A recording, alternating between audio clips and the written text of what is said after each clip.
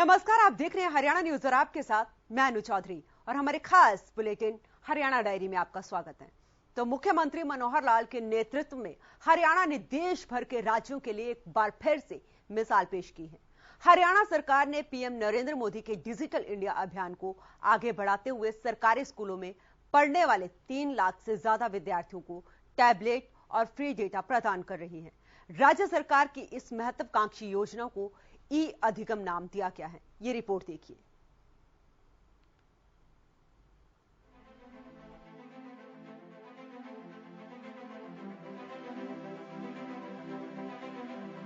सख्ती से टैब का सफर, बदल रहा शिक्षा का स्तर, ई अधिगम शिक्षा हुई सुगम। संकल्प से सिद्धि की ओर बढ़ रही मनोहर सरकार ने एक महत्वाकांक्षी योजना को साकार कर दिया है। मुख्यमंत्री मनोहर लाल ने ई अधिगम योजना की शुरुआत करते हुए छात्रों को टैबलेट वितरित किए। लेकिन जब कोई विशेष काम होता है उसको संज्ञा दी जाती है, एक विशेष कृति है, विशेष प्रकार का कार्य है। और मैं इस आज के इस सिस्टम को जो आज शुरू करने जा रहे हैं, ये कार्य और कृति में नहीं आता है, बल्कि मैं कहूंगा इस युग की एक क्रांति है। ये क्रांति है, रेवोल्यूशन है।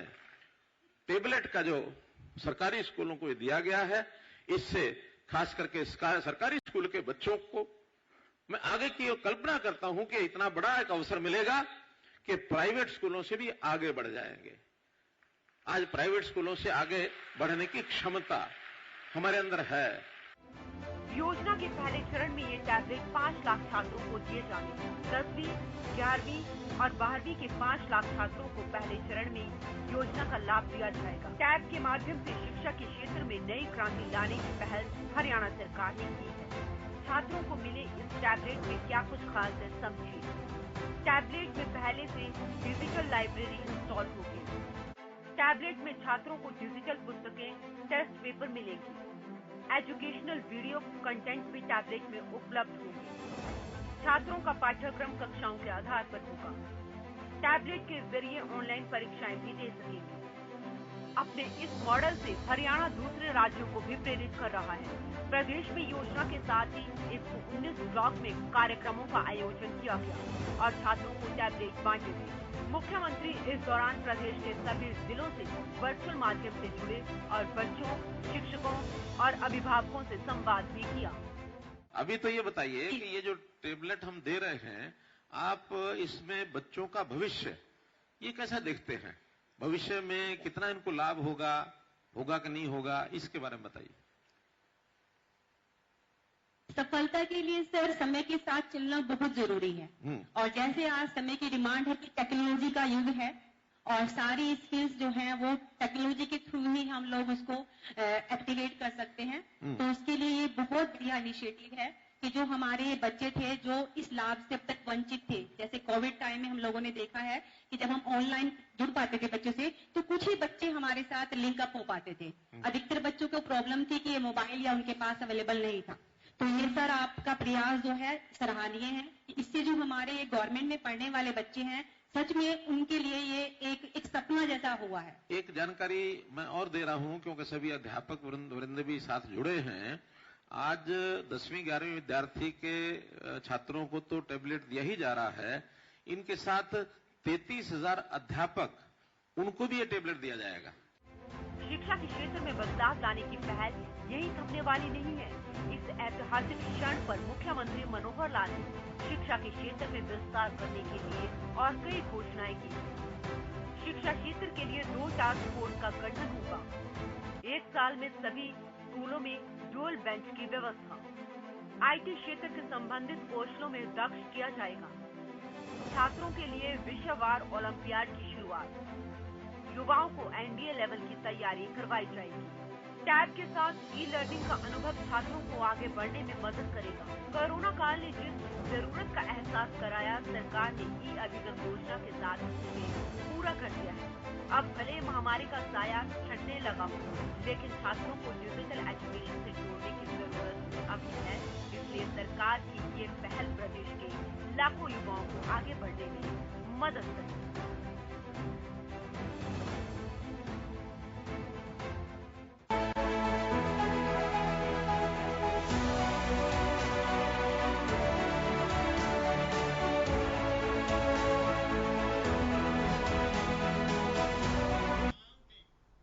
और वहीं मुख्यमंत्री मनोहर लाल का आज 68वां जन्मदिन है। इस मौके पर पार्टी कार्यकर्ताओं में भारी उत्साह दिखाई दिया। पीएम मोदी समेत कई केंद्रीय और राज्य मंत्रियों ने ट्वीट कर मुख्यमंत्री की लंबी उम्र की कामना की।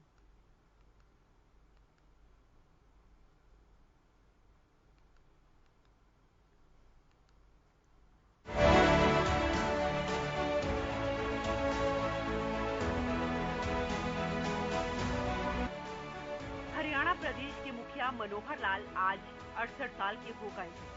उम्र के इस अनुभव को प्रदेश की तरक्की में इस्तेमाल करते हुए सीएम मनोहर लाल ने बतौर मुख्यमंत्री करीब 7.5 साल का कार्यकाल भी पूरा कर लिया है। अब इसको 7.5 साल कहें या 2.5 साल कहें, मुझे मालूम नहीं आप 2.5 क्यों कह रहे हैं और मैं 7.5 क्यों कह रहा हूं।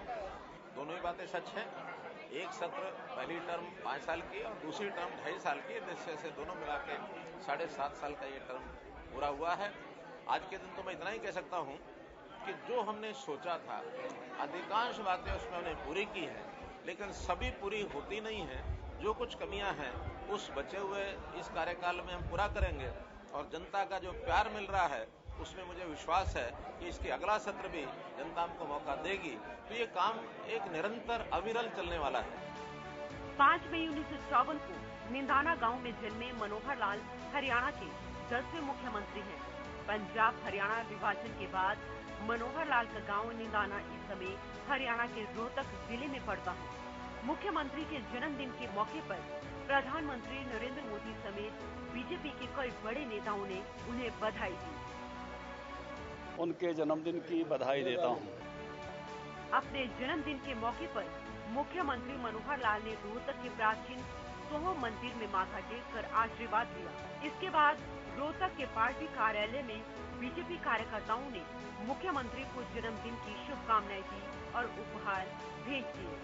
सीएम ने गांव बनियानी पहुंचकर लोगों से शुभकामनाएं स्वीकार की और पौधारोपण कर वातावरण को हरा भरा रखने का संदेश दिया। जीवन के इस पड़ाव में मुख्यमंत्री के राजनीतिक सफर को देखें तो मनोहर सफर। मनोहर लाल हरियाणा के पहले गैर जाट मुख्यमंत्री हैं।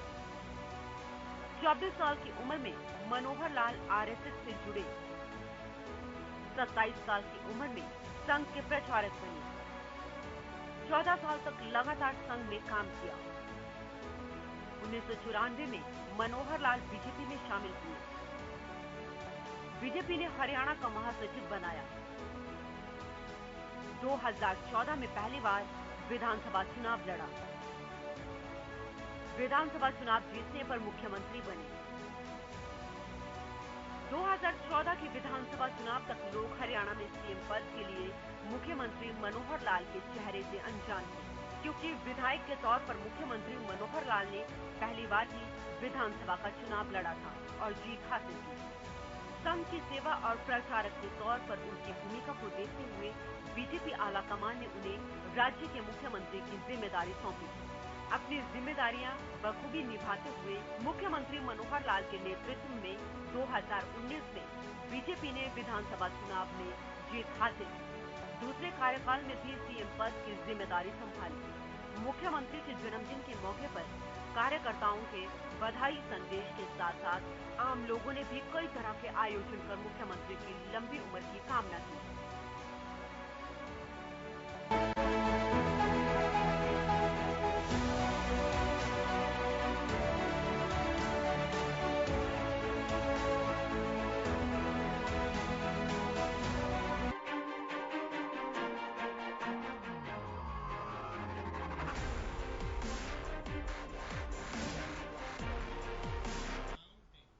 और वहीं हरियाणा के मुख्यमंत्री मनोहर लाल ने रोहतक जिले को लगभग 700 करोड़ रुपए की सौगात दी। मुख्यमंत्री ने अपने 2 दिवसीय रोहतक प्रवास के दौरान स्थानीय विधायकों से भी मिले 250 से ज्यादा मांगों को मंजूर कर लिया है।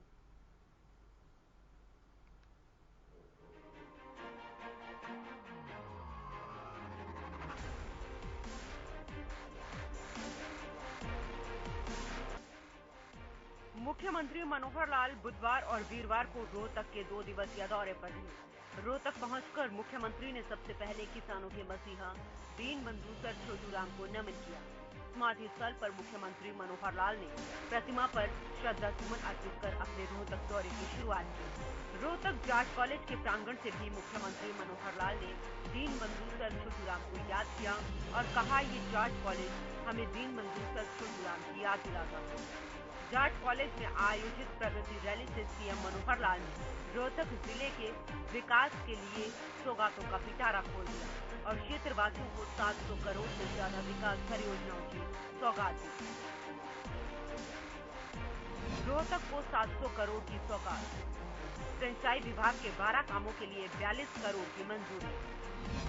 मुख्यमंत्री ने मार्केटिंग बोर्ड की 18 सड़कें मंजूर की। HSBP के 16 कार्यों के लिए 38 करोड़ देने की घोषणा। शहरी क्षेत्र में विकास के लिए 120 करोड़ की राशि मंजूर। ग्रामीण इलाकों में विकास के लिए 102 करोड़ का बजट। कहानौर डिस्ट्रीब्यूटरी के लिए 5 करोड़ देने की घोषणा। निगम के कामों के लिए 32 करोड़ राशि देने की घोषणा। PWD की 24 सड़कों के लिए 94 करोड़ की राशि मंजूर। कलन और सुल्ताना के स्कूलों को अपग्रेड करने की घोषणा। जिले की जाट संस्था को हॉटलाइन बिजली मिलेगी। जाट संस्था के लॉ कॉलेज को जल्द NOC दी जाएगी। रोहतक शहर को जाम से मुक्ति दिलवाने की दिशा में बड़ी सौगात देते हुए मुख्यमंत्री ने घोषणा की कि सरकारी कार्यालयों को सुनारिया रोड पर नगर निगम की 64 एकड़ भूमि में शिफ्ट किया जाएगा। इस कार्य पर 250 करोड़ रुपए खर्च होंगे। अब इसमें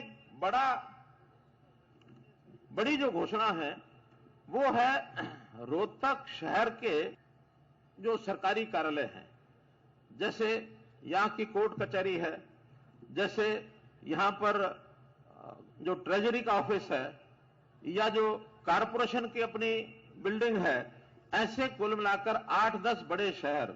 यहाँ के लोगों की डिमांड थी कि शहर के अंदर भीड़ भड़का बहुत हो गया, कोर्ट कचहरी में भी लगभग 20-22 हजार लोग रोजाना आते हैं, पार्किंग के लिए स्कूटर खड़ा करने के लिए जगह नहीं मिलती है, तो क्या इन सबका शिफ्ट करके बाहर ले जाना ठीक रहेगा? मैंने बहुत लोगों से सलाह परामर्श किया तो ध्यान में आया कि हाँ, इनको सबको बाहर एक स्थान पर ले जाएंगे तो जो रोहतक से सुनारिया को सड़क जो जाती है, उस सुनारिया की सड़क के ऊपर 64 एकड़ जमीन ये हमारे नगर निगम की है। उस 64 एकड़ जगह पर ये सारे ऑफिस जो हैं ये वहां शिफ्ट किए जाएंगे। सीएम ने प्रगति रैली में हरियाणा एक, हरियाणवी एक के नारे को एक बार फिर दोहराया और भेदभाव से मुक्त सरकार के कामकाज को लोगों के सामने रखा। ये 2.5 करोड़ लोगों का मेरा परिवार है, इसकी हम सेवा करेंगे, बिना किसी भेदभाव के करेंगे। और इस 7.5 साल के बाद मैं दावे से कह सकता हूं कि किसी इलाके के साथ, किसी विधानसभा के साथ कोई हमने भेदभाव नहीं किया, किसी जाति वर्ग के साथ नहीं किया। हमने एक नारा दिया था, हरियाणा एक, हरियाणवी एक। क्या हमारे लिए पूरा हरियाणा एक है तो हरियाणवी सब भी एक है? नहीं तो सबसे पहले ये राजनीतिक आदमी जातियों में बांट देते हैं। पैरों पर खड़ा होने के लिए हमने हरियाणा के युवाओं को 75% के आरक्षण के साथ इंडस्ट्री को कहा कि अब नई भर्ती जो करोगे उसमें 75% युवक ये हमारे हरियाणा के होंगे। मुख्यमंत्री ने प्रगति रैली स्थल पर ही 16 करोड़ 16,95,000 रुपए की 9 विकास परियोजनाओं का उद्घाटन किया। साथ ही 21 करोड़ 4,36,000 रुपए की 2 विकास परियोजनाओं की आधारशिला रखी। मुख्यमंत्री ने 4 करोड़ 95 लाख रुपए की लागत से सेक्टर 5 में नवनिर्मित 33 केबल सबस्टेशन, 4 करोड़ 14 लाख रुपए की धनराशि से खरक जाटान में स्थापित किए गए 33 केबल सबस्टेशन, 3 करोड़ 38 लाख रुपए की लागत से चांदी गांव में बनाए गए 33 केबल सबस्टेशन का भी उद्घाटन किया। मुख्यमंत्री के आगमन से जिले में विकास परियोजनाओं को नई गति मिली है, जिससे जिलावासी हर्षित दिखे।